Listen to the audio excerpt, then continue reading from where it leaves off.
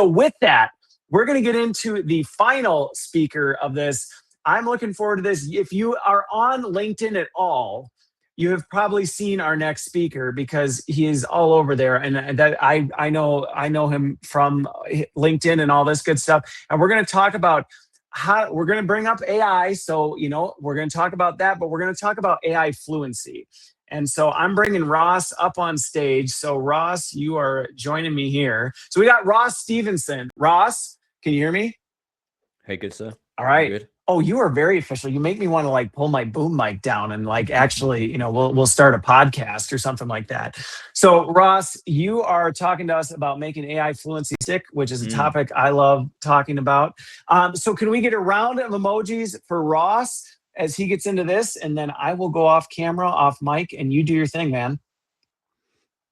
All right, great stuff. Thank you very much for the beautiful intro. For those of you who don't know me, not aware of me, like Christopher said, go on LinkedIn, stalk me on LinkedIn, stealthesethoughts.com. You'll find all this good stuff. So what do I do and why am I here today? So the first thing, I've been in the L&D space for about 15 years now. I have always specifically focused on learning technology. So I am that nerd that's been building all of these tech ecosystems and infrastructure that you hear about. I have led L&D teams. I've been in big organizations. And nowadays, I spend my time consulting with organizations on their learning tech infrastructure. And of course, specifically AI, because it is the trendy, sexy thing of the times, but it's also a good thing for us to talk about. And of course, being able to work with loads of different organizations and learn from them and work alongside them is that I have a wealth of insights about what is actually happening today in these organizations when we talk about AI. Because as I say here, AI is everywhere, but it kind of feels like when I'm talking to L&D teams, when I'm working in organizations, that although AI is everywhere and we're all using AI and that's all that we talk about, from a work perspective, it doesn't always feel like a lot's changed. And in some areas, kind of nothing's really changed in segments. So we'll talk a little bit more about that in a few moments' time. So I always like to drop in gifts, memes, and a bit of humor into these things that I do. Full disclosure, I found this on LinkedIn. This is not mine. This is from a chap called Tom Fishburne. I think it's from the New York Times. Someone can correct me if I am wrong. But basically, I thought this visual was amazing in terms of looking at the stuff that happens in companies today, where a lot of companies I work with will go, we want to be AI native, or we want to be AI first. And we laugh, but honestly, this is probably not too far from the truth in terms of what is actually going on. People not really sure what's happening and what do we do. But my big question around that as someone who is a researcher and analyst in this space is, why is that? Why is that happening? Why do we talk about AI native? Why do we talk about AI first? But things don't really seem to be shifting in that way. And like I said, I've spent nearly 3 years now with organizations looking at AI enablement strategies. And that's given me this amazing front row seat to these fantastic minds in our space. So I've seen the good, I've seen the bad, and I've seen the ugly, right? And what I can tell you is that the first challenge that I see, just not with L&D teams, but with organizations in general, is there's too much focus on adoption. So when I say adoption, it's very tool focused. It's like, who's got ChatGPT? Who's got Copilot? Who's got Claude? There's an obsession with that. That's kind of one part of the puzzle when we talk about AI overall. What we don't look at, and a lot of teams don't really consider, is enablement. So AI enablement, and those of you who've worked in sales enablement, any forms of L&D have probably used this kind of language, is actually looking at, alongside the tools, is the behaviors, the habits, and the human capabilities that are incredibly useful for us to achieve things with AI, drive value, and get leverage. So that brings me on to the word Christopher just said at the beginning, AI fluency.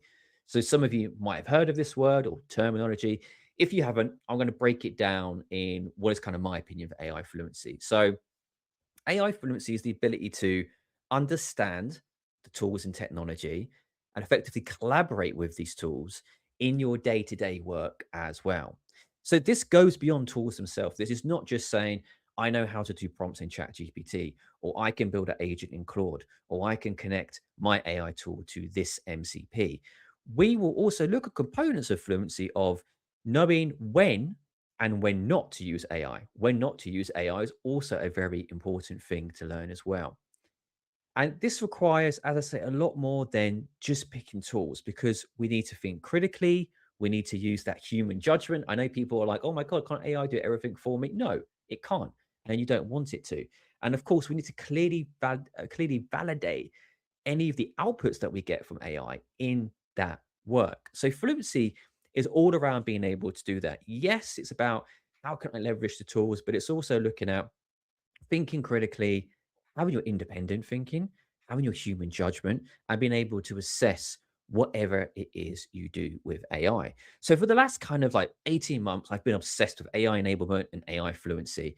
And for those of you who know my work, I talk a lot about it in my newsletter and on LinkedIn from the work that I'm doing with organizations, but also in the network of L&D pros that I've got at various different levels in organizations. So as any good analyst does, I started to put together all of this data to share with the community in L&D to say, okay, so what could good look like from an AI fluency and AI enablement perspective?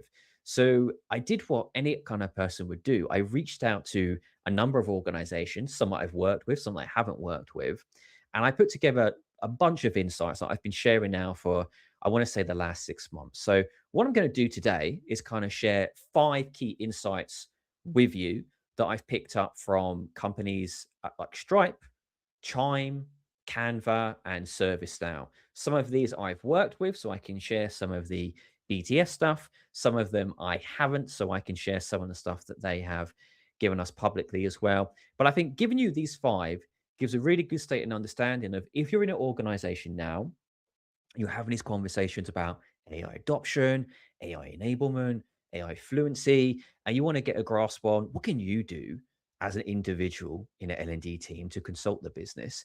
Here's hopefully some of the things that I think will help you do that. So, lesson number 1, really big lesson here.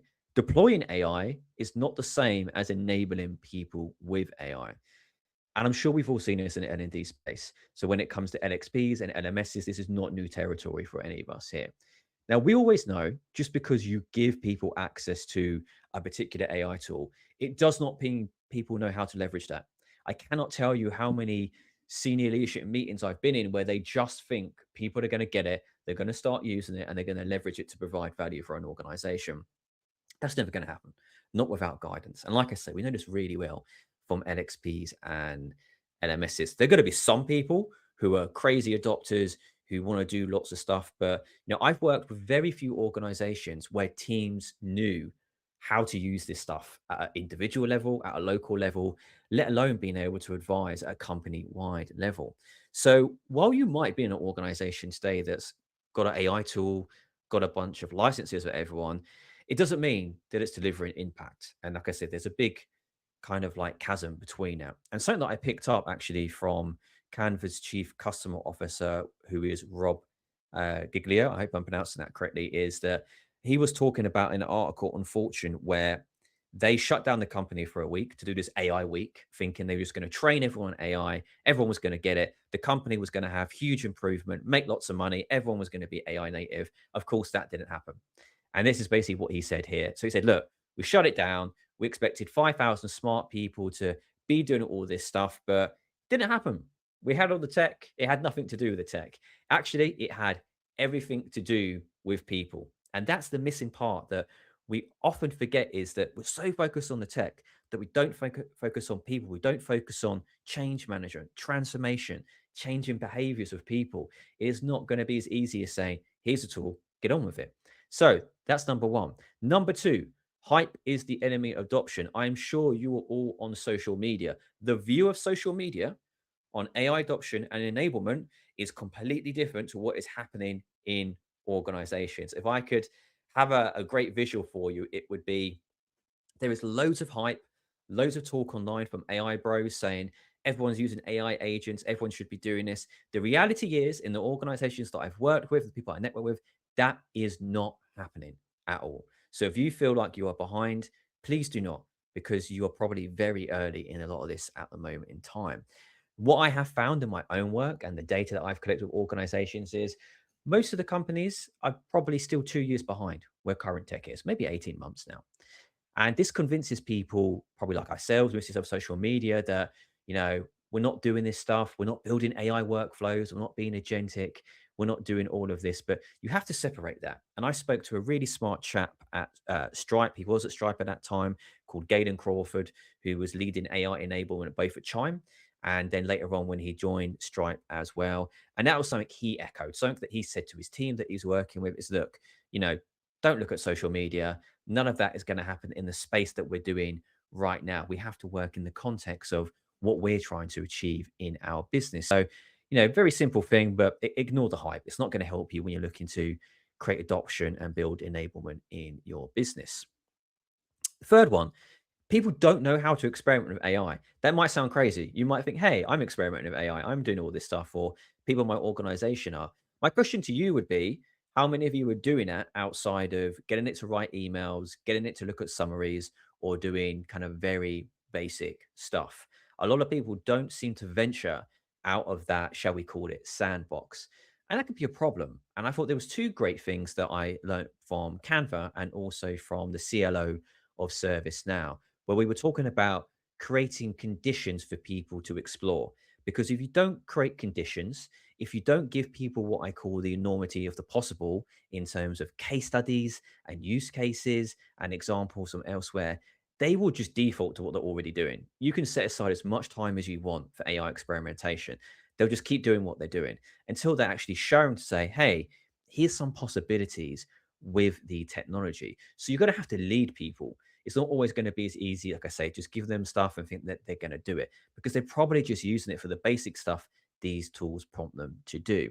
And like I said, Janie Howson, who is the Chief Learning Officer at ServiceNow, gave me a fantastic bit of advice in this space where she told me about adoption without culture. This kind of implementation leads to nothing. And what leaders must do first is to create a culture where employees have that permission to experiment with AI, but also understand those possibilities. And it's only then, are you going to get true upskilling and you're going to see enablement that actually drives performance. So I thought that was an amazing bit of insight there. And that leads me to number 4. So stop designing courses. That might sound crazy. We're in L&D, right? Everyone loves courses. Do not design any more courses around AI. My advice to you instead is to design playgrounds.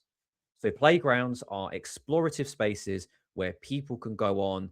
They are not following set structures. Maybe they do have guidelines, maybe they have examples, but they're not sitting through a structured course with one way of thinking.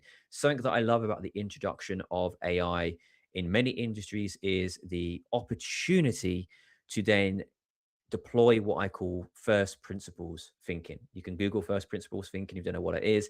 Basically, it means looking at what we're already doing over again and not just accepting we do this because we have always done it. And I picked up this playground idea again from the team at ServiceNow, where they were speaking to me about, they weren't looking at traditional static courses. They were actually building more of these immersive simulated playgrounds that would adapt to individuals' behaviors. So we're talking about AI coaches, different simulations that were actually able to, change content, adapt content. They could look at technical skill acquisition. It was really interesting stuff. And again, this was echoed by Galen back at Stripe, who said, look, when we tried to do structured courses, it just didn't work. But what happened was when we brought people together, we brought up AI tools, we experimented together in that area, and we solved real problems. We actually saw massive gains in people getting value from these tools. And the fifth one, the last one I'll leave you with is, don't forget to build fluency, AI fluency in this case, as an everyday capability. Doing a lunch and learn, doing a one-off week is not going to work. All the companies that I work with are doing this stuff day in, day out. It's part of their culture, it's part of their behavioral system. And that's why they're going to do well. That's why they're going to go far and why their teams are doing well and why they're focusing, really kind of broadly on AI enablement. And like I say, this can look in many different ways in your organization. Maybe you're building out spaces for people to continue to experiment with AI. Maybe there's communities, maybe there's forums that you're having kind of every week. Maybe there's networks of AI champions. Maybe there's these consistent updates in the organization with AI show and tells. But I think the main thing I will leave you is to say, you don't have to go and copy everything. that all of these companies are doing. But you most certainly need to think about, how are you going to embed AI fluency and all of this stuff into your culture? And that's it for me, folks. So if you like what I have to say and you want to get more insights, that's where you can connect with me. Feel free to do that. And I hope that's been helpful. All right. Well, let's get a round of emojis for Ross. Ross, I follow your stuff on LinkedIn and have always appreciated the grounded perspective you bring to this kind of stuff. I think we share this view that it's really about effective AI use and AI fluency versus let's use it for the sake of because it's cool, and vice versa. You can resist it just because you're anti AI, and it's like, well, why? We don't, there's certain things we resist as well. So some of the questions that kind of came in as you see this, one of the questions in here was the playground and building the concept of this playground.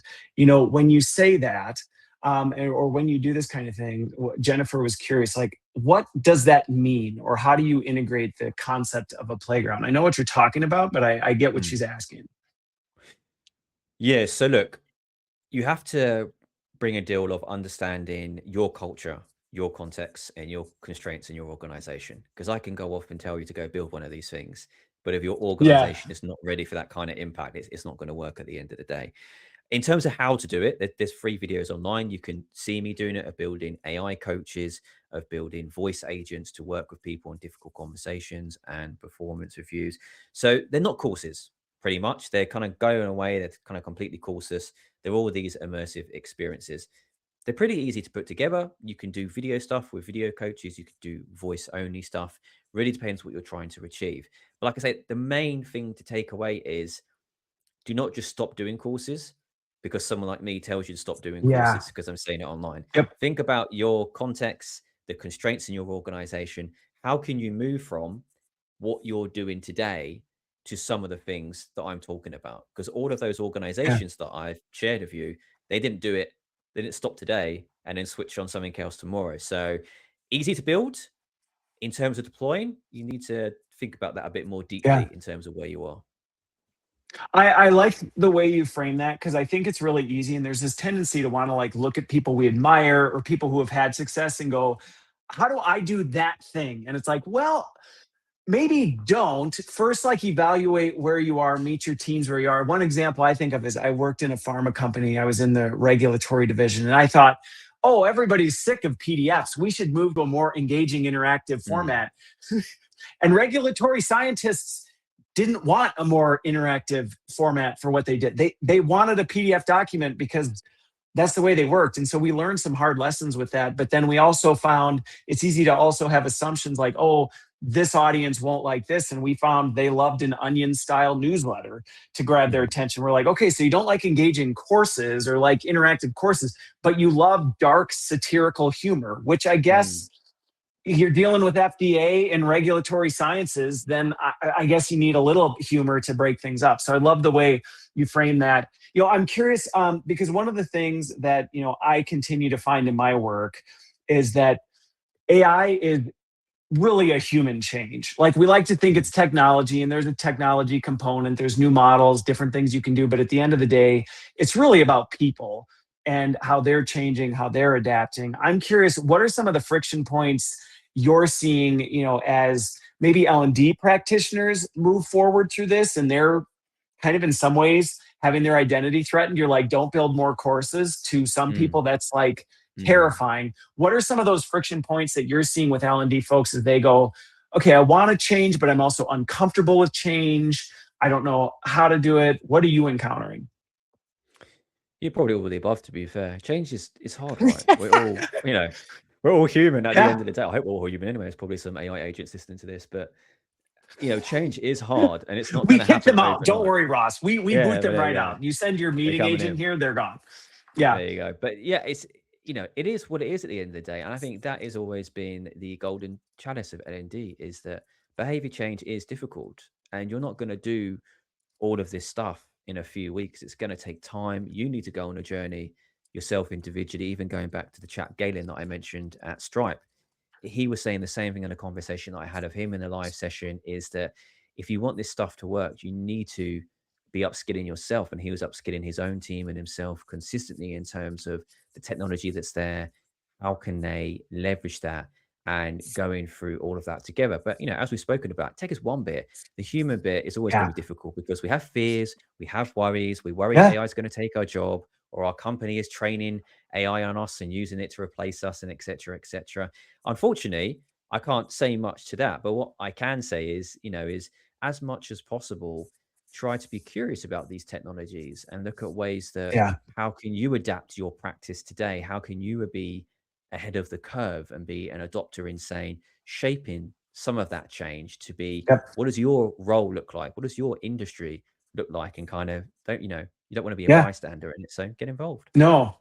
Yeah, I think that's great advice, because it's easy to go, well, I'm going to wait and see what happens. And it's like, well, you actually have a unique opportunity to help Mm, influence where it's going rather than wait and have it happen to you. And, I spend a lot more time now with C-suite leaders than I do just directly in the L&D space. And it's interesting, going back to your point, the fear of like, is AI taking our jobs or things like that? I can say companies are learning the hard way right now mm, how much they need people.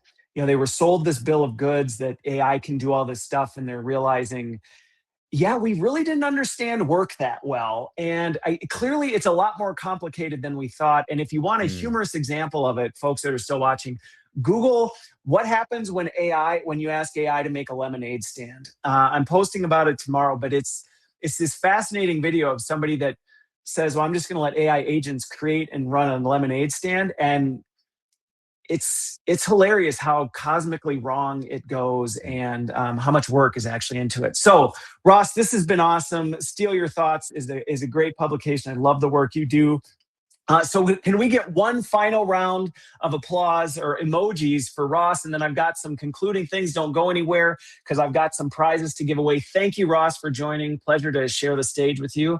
And I am going to move you backstage.